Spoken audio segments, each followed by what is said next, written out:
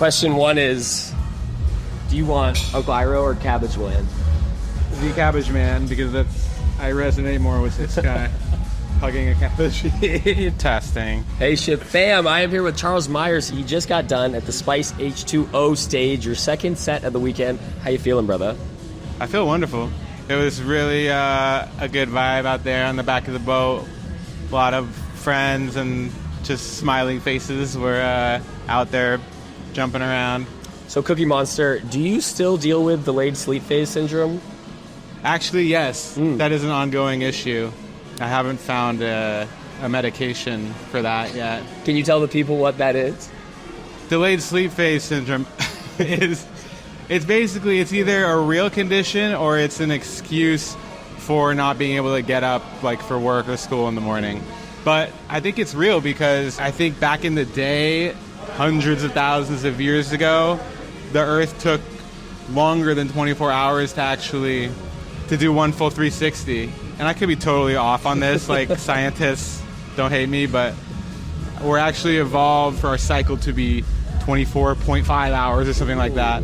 So when you don't get tired at the same time every night, you have an excuse, like there's a justification for that. Yeah. I don't know, it's kind of just being a DJ. I feel like they should just diagnose you with delayed sleep phase syndrome. Automatically, yeah. I agree. You get a card, it comes with the territory. This is your 5th friendship. You started coming on as a booker, now as an artist. Man, why is this ship so special to you? It's great not to have any constant obligations. All I've had to do is just DJ, relax, socialize. Yeah, I really. Congrats, bro. I really value that, especially as I get a little older. I will opt for reduced stress over, greater authority or whatever. You also happened to meet someone very special on this boat, the great and wonderful Nas. Warehouse Wedding 2025, is this on? What are the plans? It's on, and you're invited. Amazing. Yeah, we're getting married at City Hall, in early May, and then a week after that, we're throwing a private warehouse party because that's the way that we know how to celebrate, Let me know. Yeah, no, I'll send you the invite and the flyer. I'm stoked. Okay, now I want to talk about Mixed Signals, the new label from the brain of Charles Myers. It's about carving your own path. Tell me about the mission of Mixed Signals and how it got started. Yeah, so I was thinking about starting a label back during the early pandemic. That was kind of where it all started in my mind. And I explored it a little bit and then ultimately felt like it was premature and held off. And then this last year, 2024, I had a ton of tracks that I was really excited about. And I was like, this is it. I'm finally going to get on one of those, top tier labels in my genre. And I just still couldn't manage to really hear back and get any traction. I'm like, this is no way to live, because it's killing my motivation, it's killing my confidence, and it's killing my ability to have content for social media. So I realized I need to just start my own label. I can put out my music whenever I want to. It doesn't have to be absolutely perfect. A lot of it is about the anti-perfectionism for me and getting over that. I can have a constant stream of my creativity flowing out into the world. It's already proven to provide a positive feedback loop for me to where I'm way more inspired, I'm making way more music, and it's still early days, but it's feeling good so far. That's awesome, man. I mean, I talk to artists, and that anti-perfection seems to be something a lot of artists struggle with, that it's a block for, so that's really inspiring. I'm excited to hear it, and I'll be pointing some of my young up-and-comers maybe your way, because it seems like a safe place to just put out stuff. I really love to find new artists who maybe this is the 5th track they ever made, but they're just already somehow their brain is built in a way where their tracks are actually incredible almost straight away, but they don't even know it yet. Yeah. And I want to be that validation for them. That's awesome. Because I know that a lot of those guys do need that validation from somebody who's been doing it for a while. Let's talk about New York City. You've lived there a decade. Congratulations. You are official. How has that city influenced you as an artist? It's almost like asking a fish, how like the water has influenced its development, because I've been so in it for actually 11 years as of a week ago. Wow. But I do think a friend of mine who's a New Yorker, after like about 3 years living there, he came up to me after one of my sets and he was like, man, New York has changed you, man. Like, you're playing like some real quality underground shit. And I didn't realize that I had changed. I was just like doing what I was feeling, as I always do. Yeah.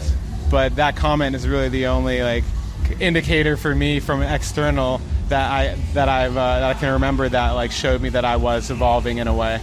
That's cool. That's related to like the way New York is. Yeah. Would you rather be stuck on the L train with a mariachi band or the local acrobat? Honestly, the acrobat. Yeah. Because the mariachi band, it's fun and it's kind of funny, but it's like honestly too loud for when you're just trying to be in a subway like and get to where you're going. The acrobats, they're just way more like entertaining. Yeah. There's a lot more movement going on. Somehow I feel like I'm always the one that when they're hanging upside down, they give me a fist bump right at the point where they're hanging upside down. You have a good rapport with them. Yeah. So yeah, that's my choice. Okay. I think that's probably the right choice. It doesn't take up as much space. It's probably not bumping into people, you know. Yeah, I mean it's way more dangerous, but I've never been kicked in the face, so I think I just feel. These guys are pretty good. Yeah, they have a good track record. All right, I have a time machine. The only thing it's good for is going to a past ship, a single moment. Where do you want to take it? Where should we go? I need to think hard about this. Okay, Hold on. Think Let me hard. think. Devin said that time there was a crazy storm and I just couldn't even walk across the deck. That was just what popped into his head. Yeah, I remember the first time Devin was on the ship. He seemed very unnerved by like the slightest wobbling of the ship. Yeah. He was like, he had the most frightened look at his face that first day. And then he took some like motion sickness pills and he was fine. Craziest back-to-back you've seen or been a part of? Okay, I just remembered. No, not that. Okay, wrong. I'm going to throw that out the window so that I can get my real answer. Which was the first year, on the very last night, there was a renegade in the library. I think it was on the Celebrity Equinox ship, that it came together so like magically. Like I was like involved with coordinating the carts and making shit happen. Even for people who just saw this party just like pop up out of nowhere, it was already very magical for them. But for me, for experiencing the prior 3 hours to where we didn't even think that this thing was going to be able to happen because of like carts breaking, gear breaking, carts going missing, not being able to find the DJs. And we all just held faith. At the last second, it went from thinking it was definitely not going to happen to 1 minute later, we have 3 Dial DJ cards daisy chained together. Micah, the activities director, like is generating snow, like a huge storm of snow from the mezzanine level, and like 300 people just came together. Everybody was in their most ecstatic, immaculate state of all time. I'd never seen anything like it. The DJs were Shiba-san and Milad, his buddy, a couple others, but mainly those two. Sometimes you just look around at what's happening and you're like, this is a place that actually is happening? This is what's going on right now? That's wild. Yeah, I think that's ultimately the goal, is to create those experiences and to realize, the potential for those experiences are always around us at all times if you choose to tap into it.